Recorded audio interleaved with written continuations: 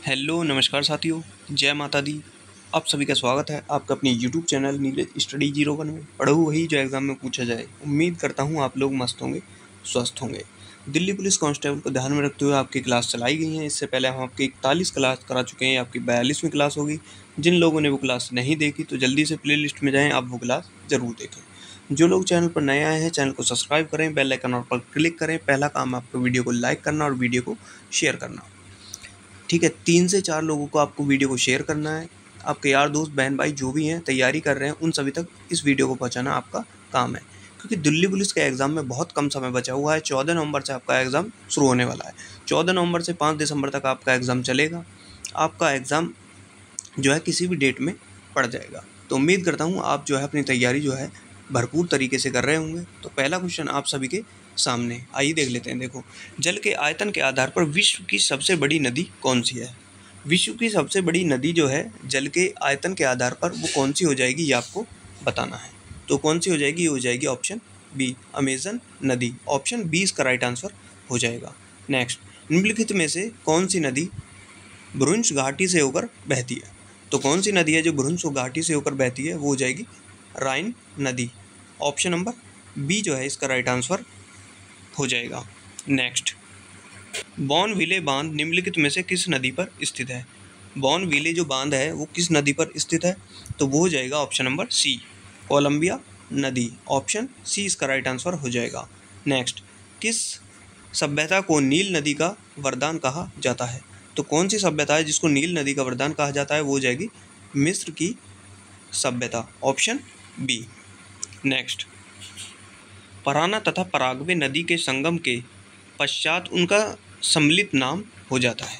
देखो, आपको जो है क्वेश्चन समझना है। देखो इसमें क्या है, ऐसे क्वेश्चन जो है थोड़े घुमा फिरा के दे देते हैं। देखो क्वेश्चन वही, देखो पराना और पराग्वे नदी का जो है संगम जहाँ होता है, जब वो मिलते हैं तो उसके बाद उनका नाम जो है क्या हो जाता है, ये आपको बताना है। लेकिन क्वेश्चन में जो है थोड़ा सा घुमा के देते हैं, बस आपको क्वेश्चन को समझना है।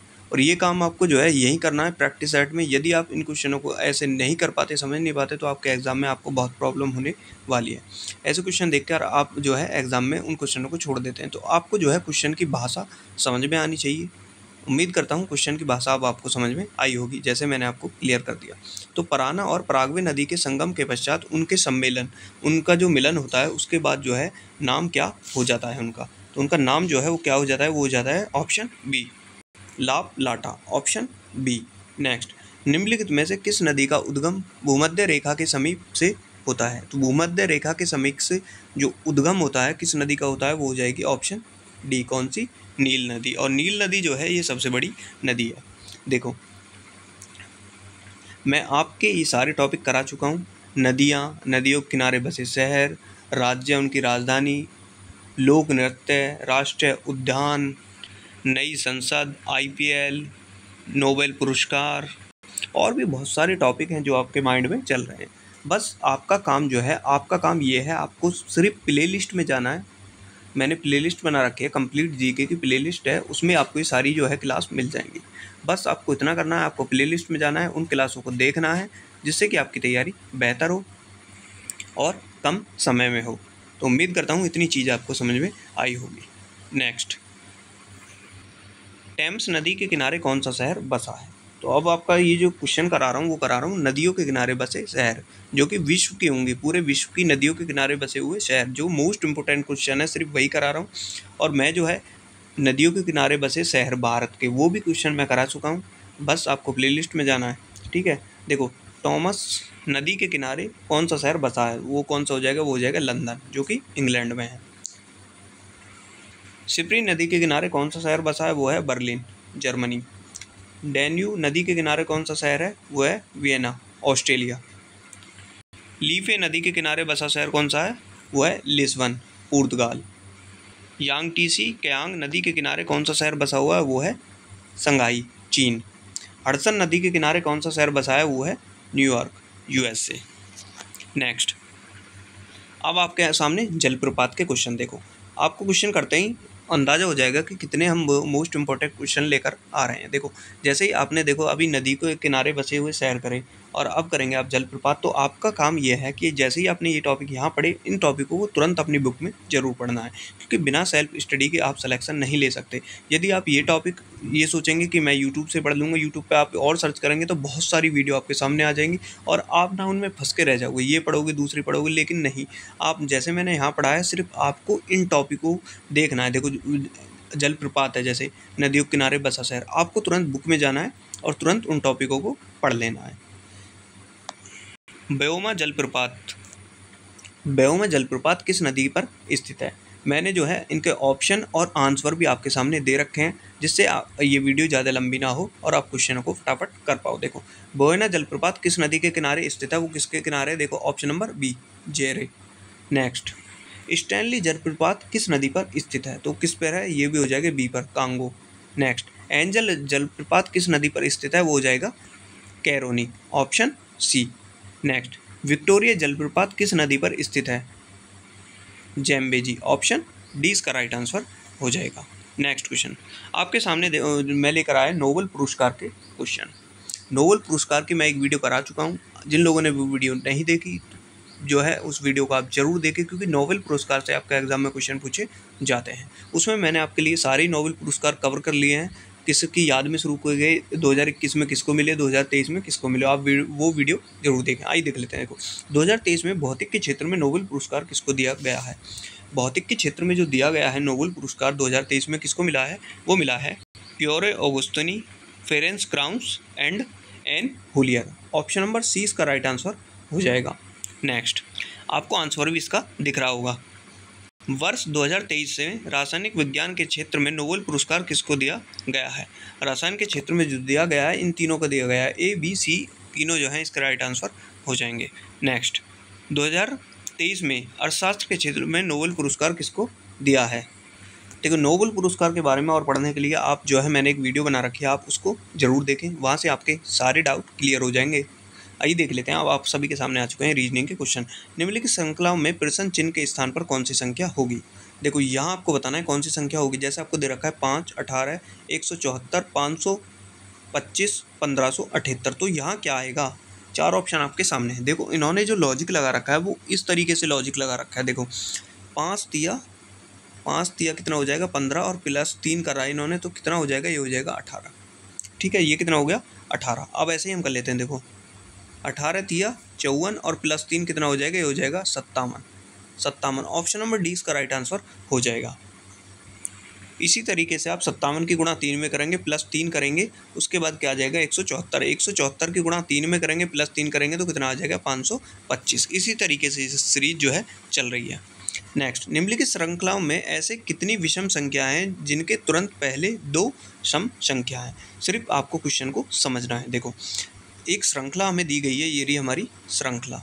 इसमें आपको बताया गया है कि विषम संख्या हैं, ऐसी कितनी विषम संख्या हैं जिनके तुरंत पहले 2 सम संख्या हैं। विषम संख्या जैसे कि आप जानते हैं, विषम संख्या तो, और सम संख्या भी आप अच्छे से जानते हैं। तो आपको बताना है कि ऐसी कौन सी विषम संख्या है जिसके पहले 2 सम संख्याएं हैं। आइए देख लेते हैं। देखो, यहाँ देखते हैं 9 हमारी विषम हो जाएगी, लेकिन ये सबसे आगे है। यहाँ कौन सा विषम है? यहाँ हो रही है हमारी 7 विषम। क्या इसके आगे 2 सम संख्याएं हैं? हाँ जी, देखो 2 और 4, 2 हमारी सम संख्या है, तो कितना हो गया? 1। आगे चलते हैं। देखो 7 से पहले क्या है? वो दे रखे हैं 6 और 5। 5 तो हमारी विषम है, 6 है सम, लेकिन हमें बताना है 2 सम संख्या है, ये भी हमारा नहीं होगा। उसके बाद चलते हैं। देखो आगे यहाँ चलते हैं हम 9 पर। 9 के आगे क्या है? 1 और 2, ये भी नहीं होगा। उसके बाद चलते हैं। देखो हम 3 पर, यहाँ चलते हैं 3 पर चलते हैं, तो आगे क्या होगा? देखो 2 और 4, ये क्या हो जाएंगी? 2 सम संख्या। तो पहले 1 थी और 1 फिर होगी, तो कितना हो जाएंगे? टोटल हो जाएंगी 2। ऑप्शन नंबर ए जो है इसका राइट आंसर हमारा हो जाएगा। कोई क्वेश्चन आपकी समझ में नहीं आता, किसी भी टॉपिक को लेकर आपका डाउट है, तो आप मुझे जो है इंस्टाग्राम, फेसबुक पर मैसेज कर सकते हैं। लिंक मैंने डिस्क्रिप्शन में डाल रखा है। आपको किसी भी टॉपिक पर कोई भी वीडियो चाहिए तो आप मुझे जो है वहाँ मैसेज करिए, मैं आपके लिए एक वीडियो ज़रूर बनाऊँगा। चाहे मैथ की हो, रीजनिंग की हो, जीके की हो, हिंदी की हो, किसी की भी आपकी एक वीडियो हो जिस भी टॉपिक को लेकर आपको डाउट हो, मैं आपके लिए वो वीडियो ज़रूर लेकर आऊँगा। बस आपका काम है हमें इंस्टाग्राम, फेसबुक पर मैसेज करना, और जो है हमें अभी जाकर वहाँ सब्सक्राइब कर लीजिए, क्योंकि जो है फॉलो कर लीजिए, क्योंकि वहाँ जो है हम आपके लिए शॉर्ट वीडियो जो है वो डालते रहते हैं। तो जिन लोगों ने अभी वीडियो को लाइक नहीं किया, वीडियो को लाइक करेंगे और शेयर का अधिक ध्यान रखेंगे। देखो, यदि आप अधिक से अधिक शेयर कर पाओगे तभी तो और लोग हमसे जुड़ पाएंगे, उसके बाद हम क्या करेंगे, आपके लिए लाइव क्लास लेकर आएंगे फिर, ठीक है। तो लाइव क्लास में ये होगा, हम जैसे क्वेश्चन पढ़ाएंगे, आप तुरंत के तुरंत वहाँ पर कमेंट करते रहोगे, आपको भी मज़ा आने वाला है बहुत ज़्यादा, और हमें भी वहाँ पर बहुत ज़्यादा मज़ा आने वाला है। तो वीडियो को आपको जो है अधिक से अधिक लोगों को शेयर करना है और बोलना है भाई चैनल को सब्सक्राइब कर ले। बहुत अच्छी तरीके से तैयारी यहाँ पर कराई जा रही है। सारे टॉपिक हम इसलिए करा रहे हैं आपके लिए, सारे टॉपिक कराएंगे तो फ़ायदा उससे ये होगा, आपके एग्जाम में कोई भी क्वेश्चन आया, यदि आप टॉपिक नहीं करके जाएंगे तो आप उस क्वेश्चन को नहीं कर पाएंगे। यदि आप यहाँ पर सारे टॉपिक क्लियर करके जाएंगे तो कोई भी क्वेश्चन आपके सामने आता है, आप उस क्वेश्चन को आसानी से कर पाओगे। हमारा सिद्धांत बस यही है, सारे टॉपिक कराने का, जिससे कि आपका एग्जाम में कोई भी क्वेश्चन ना छूटे। आइए देख लेते हैं। एक कूट भाषा में ABCD को 2 4 6 8 लिखा गया, EFG को 1 3 5 7 लिखा गया। उसी कूट भाषा में CAGE को क्या लिखा जाएगा। ऐसे क्वेश्चन का जो आंसर होता है वो क्वेश्चन में छुपा होता है। देखो, इन्होंने आपको सीधे सीधे समझना है, सी को इन्होंने क्या लिखा है, सी को इन्होंने क्या लिखा है, ये रही हमारी सी को इन्होंने लिखा है क्या 6। ए पर चलते हैं। ए को इन्होंने क्या लिखा है, वो लिखा है 2 हो गया हमारा। जी को इन्होंने क्या लिखा है, वो लिखा है 5 हो गया हमारा। ई को इन्होंने क्या लिखा है, वो लिखा है 1। 62 51 कौन से में होगा, वो होगा हमारा ऑप्शन नंबर बी में। ऑप्शन नंबर बी जो है इसका राइट आंसर हमारा हो जाएगा। नेक्स्ट, मैथ के क्वेश्चन स्टार्ट हो चुके हैं। देखो इसमें क्या है, इसमें आपका टॉपिक होगा आज लाभ हानि, ठीक है। ये टॉपिक मैं पहले भी करा चुका हूँ, अब आपका रिवीजन चल रहा है। ये टॉपिक पहले करा चुका हूँ, अब आपका जो है रिवीजन चल रहा है। आपको क्या करना है, जैसे मैंने आपको लाभ हानि पढ़ा है, तुरंत आपको जो है अपनी बुक से जो है लाभ हानि के 8 से 10 क्वेश्चन जरूर करने हैं, ठीक है। यही सिद्धांत है हमारा, जिससे आपका रिवीजन होता रहे फटाफट से। आइए देख लेते हैं। देखो, मीनल ने एक कार 2.5 लाख रुपए में खरीदी और उसे 3,48,000 में बेच दिया। उस कार पर कितने प्रतिशत का लाभ हुआ, ठीक है। आपको बताना है लाभ कितना हुआ। सबसे पहले क्या करेंगे हम, देखो इसको माइनस करेंगे, 3,48,000 में से जो है हम माइनस करेंगे कितने को, 2,50,000 को, ठीक है। 2.5 लाख को इसको माइनस करेंगे तो हमारा कितना आ जाएगा, ये आ जाएगा हमारा 98,000, ठीक है। कितना आ गया, ये आ गया हमारा 98,000। अब आपको बताना है लाभ। देखो 98,000 पर हमें आप जो है यहाँ लाभ बताना है, कितने पर मिला है हमें, वो मिला है हमें कितने पर, 2.5 लाख पे। कितने पर वो मिला है हमें, 2.5 लाख पे, गुणा 100। इसको हम सॉल्व करेंगे, 3 0 से 3 0 गई, और इसको हम सॉल्व करेंगे। देखो अब 25 चौका 100, यहाँ बचा हमारा 40। इसको इससे डिवाइड करेंगे तो इसको सॉल्व करने के बाद जो आंसर आएगा हमारा, वो आएगा 39.2%। 39.2% हमारा ऑप्शन नंबर बी में। तो ऑप्शन नंबर 20 का राइट आंसर हो जाएगा। उम्मीद करता हूँ क्वेश्चन आपकी समझ में आया होगा। नेक्स्ट, एक व्यक्ति ने एक वस्तु 25% हानि पर 6,750 में बेची। यदि वह उसे 15% के लाभ पर बेचता तो उसका विक्रय मूल्य क्या होता। पहले इसने हानि पर बेची, ये कह रहा है 15% का लाभ पर बेचता तो उसका विक्रय मूल्य जो है वो कितना होता है, ये आपको बताना है। देखो विक्रय मूल्य कितना दे रखा है हमें, वो है हमारा 6,750। हानि कितने की हुई, 25% की। आई निकाल लेते हैं। देखो क्रय मूल्य निकालेंगे, देखो क्रय हम निकालेंगे अब 100/75। 25% की हानि हुई तो 100 में से 25 गए तो कितने बचे, 75। तो 75 हो जाएगा गुणा कितने पर, 6,750 पर। इसको सॉल्व करने के बाद जो आएगा हमारा, वो आएगा हमारा 9,000, ठीक है। 9,000। अब जो है 9,000 लाभ हमें कितना चाहिए इस पर, 15%। 15% का लाभ बोला है आगे, 15% का लाभ। आई निकाल लेते हैं। देखो 115/100 गुणा कितने पर, 9,000। इसको सॉल्व करेंगे तो ये आएगा हमारा 10,350। कितना आएगा, 10,350। यदि हमें उसे 15% का लाभ लेना होता तो उसे हम कितने रुपए में बेचते, वो बेचते हम 10,350 में। ऑप्शन नंबर सी का राइट आंसर हमारा हो जाएगा। नेक्स्ट, एक कुर्सी को 720 रुपये में बेचने पर दुकानदार को 25% की हानि हुई। वह उस कुर्सी को कितने रुपये में बेचे कि उसको 25% का लाभ हो, ठीक है। 720 रुपये में बेची, बिल्कुल पहले जैसा ही क्वेश्चन है, ठीक है। 720 रुपये में बेची, पर कितने की हानि हुई, 25% की, ठीक है। यदि उसे 25% का लाभ चाहिए होता तो उसे कितने रुपए में उसको बेचना था, बस यही आपको समझना है। देखो पहले निकालते हैं क्या हम हानि, वो कितने पर दे रखी है, देखो 100/75 कितने के, 25% की हानि हो जाएगी, 75 हो जाएगा, 720 इसको सॉल्व करने के बाद आएगा हमारा कितना 960। कितना आया हमारा 960। अब क्या करेंगे 960 पर हमें 25% लाभ लेना है। ठीक है, 960 पर कितना लेना है 25% लाभ। तो 25% लेंगे कितना हो जाएगा 125 बटे 100 गुणा 960। इसको सॉल्व करने के बाद आएगा हमारा क्या 1200। ठीक है, तो उसे 25% का लाभ लेने के लिए कितने में बेचनी थी, वो उसको बेचनी थी 1200 में, 1200 में। ऑप्शन नंबर इसका राइट आंसर हो जाएगा। नेक्स्ट, दो प्रकार की चाय के क्रय मूल्य में क्रमशः 180 प्रति किलोग्राम और 200 रुपये प्रति किलोग्राम है। इन्हें 3:2 के अनुपात में मिलाकर मिश्रण को 210 रुपये प्रति किलोग्राम की दर से बेचा जाता है, उसमें कितने प्रतिशत का लाभ होगा। देखो, दो प्रकार की आपकी चॉइस दे रखे हैं, एक 180 किलोग्राम और दूसरी 200 प्रति किलोग्राम। उनका अनुपात जो है 5:8 है। ठीक है, इन दोनों को मिलाकर इनके मिश्रण को 210 रुपये में बेचा जाता है, तो उस पर कितने रुपए का लाभ होगा ये आपको बताना है। मैंने आपको पहले बताया, बस आपको क्वेश्चन की भाषा अच्छे से समझनी है। यदि आप क्वेश्चन की भाषा समझ गए तो आप क्वेश्चन को सॉल्व कर लेंगे। देखो टोटल कितनी है, वो है 8, 5:3, तो कितनी हो जाएगी टोटल 8 किलोग्राम चाय का क्रय मूल्य। देखो 8 किलोग्राम का क्रय मूल्य जो होगा वो हमें बताना है। देखो कितना है, वो है 180 गुणा 5 प्लस 200 गुणा 3। ठीक है, जैसा हमें सवाल में दे रखा है, इसको हम जो है 180 की 5 में गुणा करेंगे और 200 की 3 में गुणा करेंगे और उसको जोड़ेंगे तो टोटल कितना आएगा हमारा, वो आएगा हमारा कितना 1500। टोटल कितना आएगा हमारा, आएगा 1500। देखो 8 किलोग्राम चाय का विक्रय मूल्य कितना है, वो है 210 गुणा 8। टोटल कितना है 8, तो इसको क्या करेंगे 200 गुणा 8, तो कितना हो जाएगा, ये हो जाएगा 8 दूनी 16। तो ये कितना हो जाएगा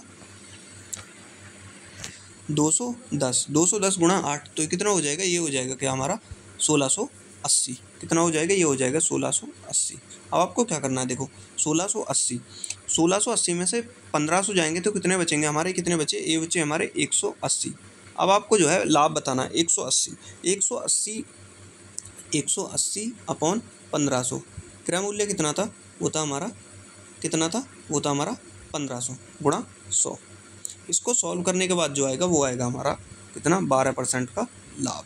ऑप्शन सी इसका राइट आंसर हो जाएगा। नेक्स्ट, आपके सामने आ चुके हैं कंप्यूटर क्वेश्चन। आइए फटाफट इन क्वेश्चनों को हम कर लेते हैं। वह हार्डवेयर डिवाइस कौन सी है जिसे आमतौर पर कंप्यूटर का ब्रेन कहा जाता है, तो कौन सी है, वो हो जाएगी CPU। Option C. Next, computer hardware जो आंकड़ों को की बहुत अधिक मात्रा में भंडार रख सकता है वो क्या कहलाता है, वो कहलाता है कौन, चिप। ऑप्शन बी इसका राइट आंसर हो जाएगा। Next, integrated circuit chip IC पर किसकी परत होती है, तो किसकी परत होती है, वो होती है किसकी, सिलिकॉन की। ऑप्शन ए इसका राइट आंसर हो जाएगा। तो उम्मीद करता हूँ आपने कंप्लीट क्लास लगाई होगी। जिन लोगों ने इससे पहले की क्लास नहीं लगाई तो वो क्लास आप जरूर देखें, उन क्लास से आपको क्वेश्चन देखने को मिलेंगे। जो लोग चैनल पर नए आए हैं चैनल को सब्सक्राइब करें, बेल आइकन ऑल पर क्लिक करें। अभी भी जिन लोगों ने भाई वीडियो को लाइक नहीं किया है तो बिना वीडियो को लाइक किए आपको जाना नहीं है, वीडियो को लाइक करें और लास्ट में एक बार वीडियो को और शेयर करें। धन्यवाद।